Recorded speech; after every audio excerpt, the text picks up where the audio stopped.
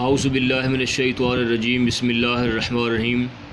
عزیز طلبہ، آج ہم حدیث نمبر 5 کا ترجمہ اور تشریح پڑھیں گے، تو چلیں شروع کرتے ہیں۔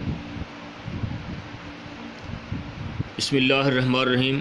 لا یؤمن احدکم حتی یکون ہواہ تابعا لما جئت بہ۔ تم میں سے کوئی شخص مومن نہیں ہو سکتا جب تک کہ اس کی خواہش اس تعلیم کے مطابق نہ ہو جائے جو میں لایا ہوں۔ لفظی ترجمہ: لا یؤمن، کوئی شخص مومن نہیں ہو سکتا، احدکم، تم میں سے، حتی یکون ہواہ، جب تک کہ اس کی خواہش ہو نہ جائے، تابعا، مطابق، لما جئت بہ، اس تعلیم کے جو میں لایا ہوں۔ تشریح: انسان کی فطرت میں نیکی یا بدی دونوں کا شعور رکھا گیا ہے۔ فطرت کہتے ہیں انسان کی، یعنی انسان کی فطرت سے مراد ہے کہ وہ دین جس پر انسان کی تخلیق ہوئی ہے۔ تو انسان پیدائشی لحاظ سے کیا ہے؟ وہ مسلمان ہوتا ہے۔ فطرتی لحاظ سے ہر انسان مسلمان ہوتا ہے۔ اس لیے یہاں پہ کہا جا رہا ہے انسان کی فطرت میں نیکی یا بدی، یعنی اچھائی اور برائی دونوں کا شعور رکھا گیا ہے۔ اس لیے اسے چاہیے کہ وہ ارادہ و اختیار کے باوجود برائی یا گناہ کے کاموں سے اجتناب کرے، پرہیز کرے۔ دوسرا یہ کہ اپنے جذبات، احساسات اور خیالات کو اللہ کے رسول صلی اللہ علیہ وسلم کی مرضی کے مطابق ڈھال لے۔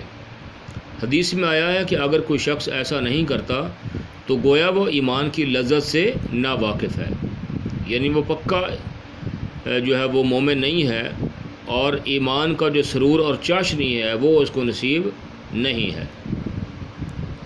دوسرے لفظوں میں اس حدیث مبارکہ میں اطاعت رسول صلی اللہ علیہ وسلم کا پیغام ہے۔ اللہ تعالیٰ نے بھی فرمایا ہے جس نے میرے نبی صلی اللہ علیہ وسلم کی اطاعت کی اس نے گویا میری اطاعت کی۔ تو پتہ چلا کہ یہ حدیث مبارکہ دراصل اطاعت رسول صلی اللہ علیہ وسلم پر مشتمل ہے، مبنی ہے، اور یہ پیغام ہمیں یہ دے رہی ہے کہ ہمیں ہر حال میں رسول اللہ صلی اللہ علیہ وسلم کی اتباع اور پیروی کرنی چاہیے، پھر ہی ہم سچے مومن اور مسلمان ہو سکتے ہیں۔ عزیز طلبہ، ترجمہ اور تشریح مکمل ہوا۔ ترجمہ اور تشریح مکمل ہوئی۔ اس کے ضمن میں بننے والے جو سوالات ہیں وہ بھی سماعت کر لیں۔ پہلا سوال یہ ہے، انسان کی فطرت میں کس چیز کا شعور رکھا گیا ہے؟ اس کا جواب بالکل تشریح کے شروع میں، انسان کی فطرت میں نیکی یا بدی دونوں کا شعور رکھا گیا ہے۔ دوسرا سوال یہ ہے، کون سا شخص ایمان کی لذت سے ناواقف ہے؟ کون سا شخص ایمان کی لذت سے ناواقف ہے؟ اس کا جواب ویسے تو تشریح کے اندر موجود ہے لیکن تھوڑا سا لینتھی ہے۔ یہ اس کا جواب دیکھیے، انسان کی فطرت میں نیکی یا بدی دونوں کو شعور رکھا گیا ہے، اس لیے اسے چاہیے کہ وہ ارادہ و اختیار کے باوجود برائی یا گناہ کے کاموں سے اجتناب کرے۔ دوسرا یہ کہ اپنے جذبات، احساسات اور خیالات کو اللہ کے رسول صلی اللہ علیہ وسلم کی مرضی کے مطابق ڈھال لے۔ حدیث میں آیا ہے کہ اگر کوئی شخص ایسا نہیں کرتا تو گویا وہ ایمان کی لذت سے ناواقف ہے۔ ان الفاظ کو میں نے تھوڑا سا شارٹلی یہاں پہ ذکر کر دیا ہے اپنے الفاظ میں۔ اس کا جواب میں نے دے دیا ہے سوال نمبر 2 کا۔ جو شخص ارادہ و اختیار کے باوجود برائی یا گناہ کے کاموں سے اجتناب نہ کرے اور اپنے جذبات، احساسات اور خیالات کو رسول اللہ صلی اللہ علیہ وسلم کی مرضی کے مطابق نہ ڈھال لے، گویا وہ ایمان کی لذت سے ناواقف ہے۔ یہ اس کا جواب کمپلیٹ ہے، آپ یہ بھی یاد کر سکتے ہیں، میں نے تھوڑا سا شارٹ اپنے الفاظ میں لکھ دیا۔ تیسرا سوال یہ بنتا ہے کہ رسول اللہ صلی اللہ علیہ وسلم کی اطاعت دراصل کس کی اطاعت ہے؟ اس کا جواب بھی یہاں پہ آپ کے سامنے موجود ہے، میں نے لکھ دیا۔